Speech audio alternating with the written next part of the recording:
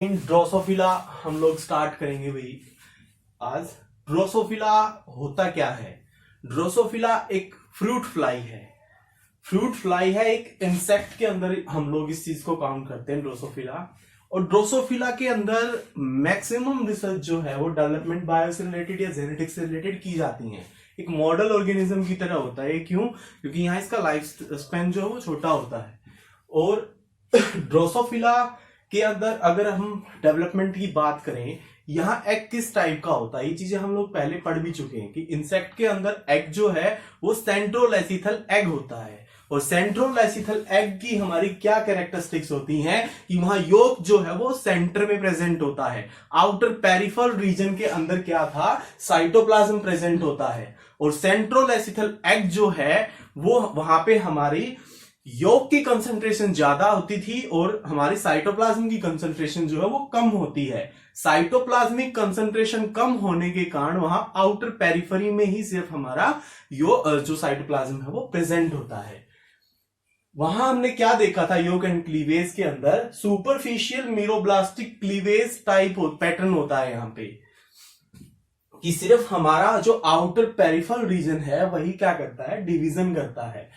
और जब तक एक एम्ब्रियो, जब फर्टिलाइजेशन के बाद जब एम्ब्रियो बनता है, अर्ली एम्ब्रियो, तो उसमें 13th क्लीवेज तक हमारी एक सिंसाइशियम ब्लास्टोडम बनती है। सिंसाइशियम ब्लास्टोडम का क्या मतलब है कि यहां सेंटर में योक है, सेंटर में क्या है, मैक्सिमम योग कंसंट्रेशन है। और योग कभी भी डिवाइड नहीं करता, मिनिमम टाइम पे डिवीजन करता है ये। तो ये जो हमारा सिर्फ पेरिफेरल रीजन है यही क्या करता है, डिवीजन करता है।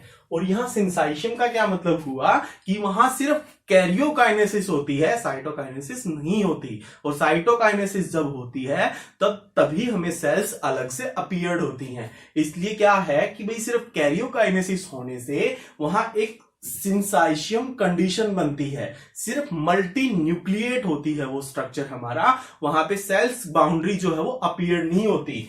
इसलिए आफ्टर 13th क्लीवेज वहां पे सेल्यूलर डिवीजन होना स्टार्ट होता है, जिसको हम क्या बोलते हैं, साइटोकाइनेसिस बोलते हैं। अब एक ड्रोसोफिला की अगर हम बात करें तो ड्रोसोफिला का हमारा जो पूरी ड्रोसोफिला बॉडी पार्ट है वो 4 पार्ट में डिवाइड होता है। हेड रीजन, थोरेक्स रीजन और एब्डोमेन रीजन और स्मॉल टेल होती है। यहाँ पे 4 पार्ट्स होते हैं हमारे एक ड्रोसोफिला के अंदर। 4 पार्ट्स में क्या, हेड, थोरेक्स, एब्डोमेन और स्मॉल टेल होती है ड्रोसोफिला के अंदर। अब हेड के अंदर हम क्या चीज मानते हैं कि हेड के अंदर कंपाउंड आई, 2 आई होती है इसकी, कंपाउंड आई, एंटीना, ठीक है भाई, और माउथ पार्ट, ये किस में आता है, हमारा हेड रीजन में। अब थोरेक्स रीजन में क्या आता है, थोरेक्स के अंदर आती हैं legs plus wings. Abdomen region हमारा, और टेल रीजन के अंदर आता है लास्ट में टेल पार्ट। अब हेड में ये चीजें आती है, कंपाउंड आई, एंटीना और माउथ। थोरेक्स जो है, थोरेक्स ड्रोसोफिला के अंदर 3 टाइप का होता है। थोरेक्स रीजन जो है वो हमारा प्रोथोरेक्स, मीजोथोरेक्स और मेटाथोरेक्स, ये हमारे 3 टाइप का थोरेक्स रीजन होते हैं यहां पे। इसको T1, इसको T2 और इसको T3 बोलते हैं हम लोग। और लास्ट पार्ट क्या था, एब्डोमेन। एब्डोमेन हमारा A1 to A8 होता है, ठीक है भाई, ये रीजन होता है एब्डोमेन का हमारा। तो अब बात करें एक ड्रोसोफिला के अंदर, ये हेड रीजन है जहां पे कंपाउंड आई, एंटीना और माउथ पार्ट है। अब इस हेड के बाद आता है थोरेक्स। थोरेक्स में प्रोथोरेक्स, मिजोथोरेक्स और मेटाथोरेक्स, T1, T2, T3। ये है T1 यहां पे हमारा, ये T1 में यहां पे क्या अपीयर हो रहा है, सिर्फ लेग्स अपीयर होती हैं। तो T1 के अंदर क्या है, सिर्फ लेग्स। अब है T2, इस T2 के अंदर लेग्स है और यहां से ये विंग जो है वो ओरिजिनेट हुई है। तो लेग प्लस विंग्स, ये आती हैं T2 के अंदर। अब आता है T3, ये वाला कंपार्टमेंट। T3 के अंदर सिर्फ क्या है, हमारी लेग्स है, लेग्स हैं और एक रूडिमेंट्री हेल्टर रीजन होता है यहाँ पे, हेल्टर्स विंग्स बोलते हैं उसको, जो बैलेंसिंग का काम करता है जब एक फ्रूट फ्लाई जो है वो उड़ता है उस टाइम पे। अब एब्डोमेन रीजन, ये रीजन है abdomen, A1 A2 A3 A4 A5 A6 A7 to 8 तक, और लास्ट में टेल पार्ट होता है हमारा स्मॉलेस्ट टेल पार्ट। तो ये था एक पूरा बॉडी प्लान जो है हमारा ड्रोसोफिला के अंदर की बॉडी पार्ट क्या क्या होते हैं। ये चीज बहुत जरूरी है कि T1 में क्या है, T2 में, T3 में क्या है और ये क्या है, कि जब होम्योसेलेक्टर जीन जो होते हैं हमारे, जब कैरेक्टरिस्टिक्स शो करेंगे तो हम इन चीजों को पढ़ेंगे कि भी कौन सा जीन क्या लाके देता है, कौन सा जीन जो है वो कौन से पार्ट को डिवाइड करवाता है हमारा। अब इसके बाद है ड्रोसोफिला के अंदर हम लोग ड्रोसोफिला, अभी तक हमने क्या पढ़ा था, जैसे एम्फीबियन का केस पढ़ा था। एम्फीबियन में हमने देखा कि भाई जो एक्सिस डेवलप होती है वो एक्सिस कब डेवलप होती है, स्टार्टिंग में जब एग होता है, उस एग के अंदर हमारी एंटीरियर एक्सिस थी और पोस्टीरियर एक्सिस थी, और हमारी वेंट्रल और डोर्सल तब डेवलप हुई थी जब वहां पे स्पर्म ने एंट्री की। ठीक है भाई, लेकिन यहां पे क्या होता है, यहां एग के अंदर ही, ड्रोसोफिला एग के अंदर ही हमारी जो एक्सिस डेवलपमेंट है वो हो चुकी होती है पहले से ही। जब फर्टिलाइजेशन से पहले ही यहाँ पे क्या होती है, हमारी एक्सिस पैटर्निंग स्टार्ट हो जाती है, एंटीरियर एक्सिस बनना और पोस्टीरियर एक्सिस बनना, और डॉर्सल और वेंट्रल, ये सारी चीजें इसके अंदर पहले से ही प्रेजेंट होती हैं। जैसे कि यहां पे पढ़ेंगे हम लोग एक्सिस पैटर्निंग इन ड्रोसोफिला। अब ड्रोसोफिला के अंदर हमारा एक माइक्रोपाइल एंड रीजन होता है, ये चीज है, एक ड्रोसोफिला एग है, यहां पे है एक माइक्रोपाइल रीजन, माइक्रोपाइल रीजन। ये माइक्रोपाइल रीजन के थ्रू क्या होता है, स्पर्म जो है वो एंट्री करता है, स्पर्म एंट्री करता है, और एक टाइम पे एक ही स्पर्म यहां एंट्री करता है, one time one sperm enter, one sperm enter.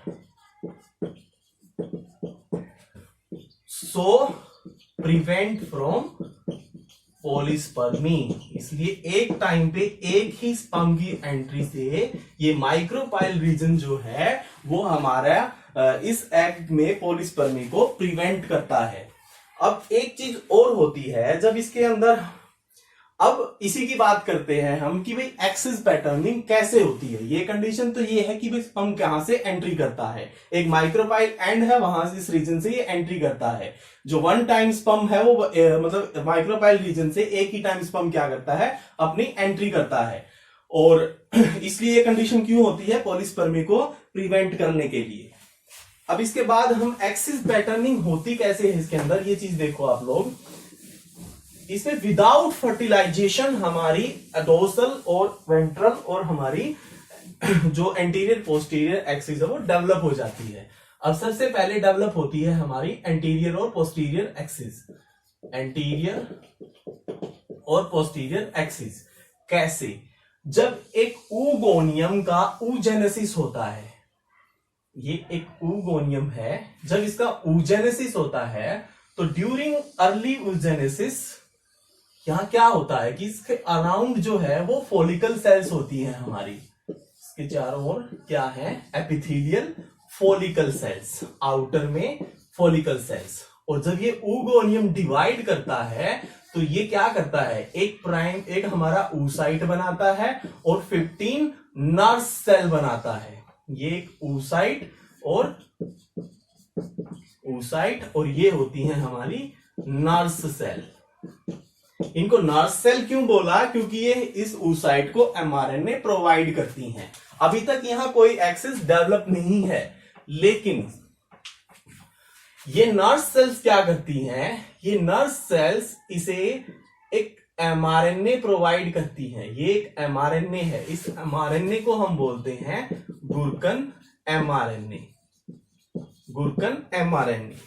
अब गुरकन एमआरएनए को लेके ये सेल्स क्या करती हैं, ये oocyte इस एमआरएनए को ट्रांसलेट करती है हमारा गुरकन प्रोटीन के अंदर। अब ये थी फॉलिकल सेल्स हमारी, ये फॉलिकल, आउटर फॉलिकल सेल्स, ये नर्व सेल्स, ये नर्व सेल्स।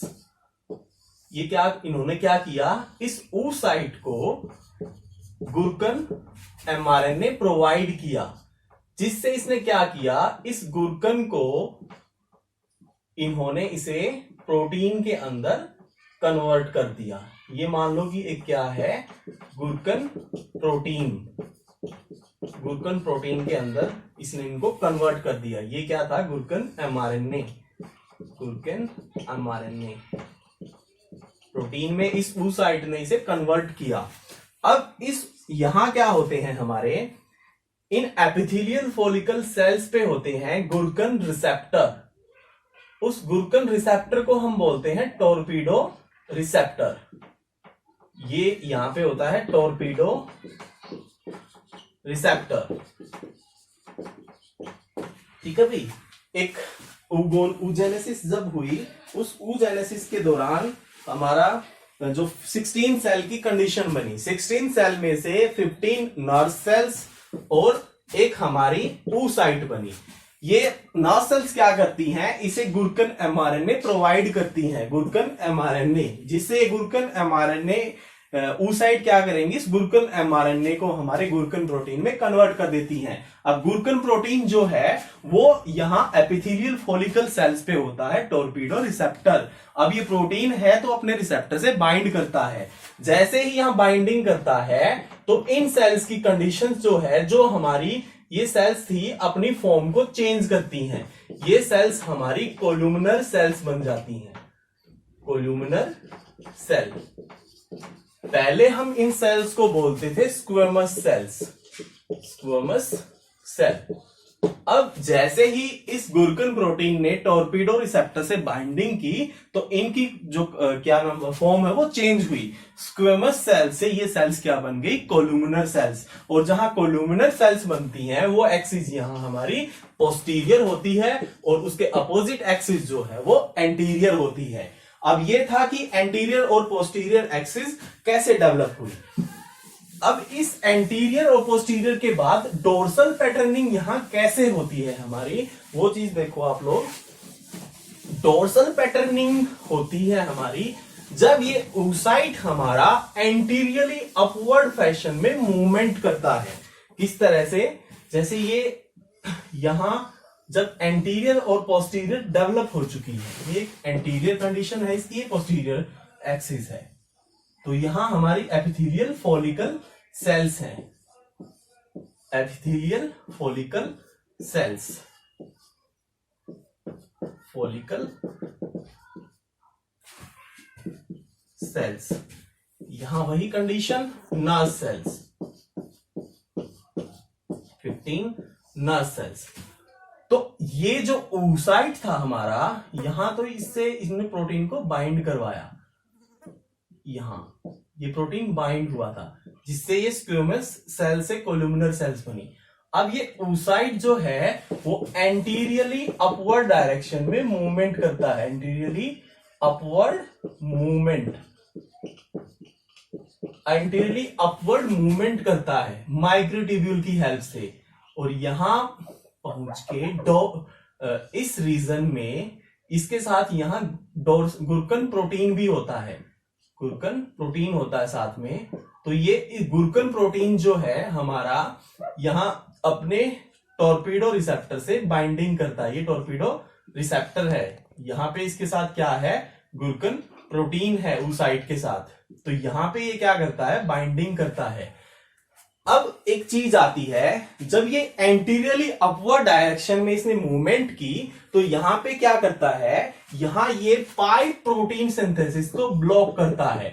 एक प्रोटीन होता है पाई प्रोटीन, पाई प्रोटीन सिंथेसिस को ये ब्लॉक कर देता है, ब्लॉक। ठीक है भाई।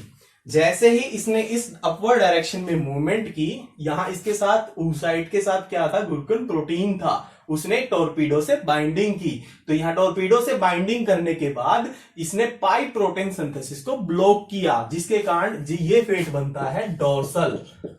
और ये oocyte जो है यहां हमारा कोई सिग्नल नहीं दे पाता, वेंट्रल रीजन में नो सिग्नल, जिसकी वजह से यहां पाइप प्रोटीन सिंथेसिस होता है, पाइप प्रोटीन सिंथेसिस।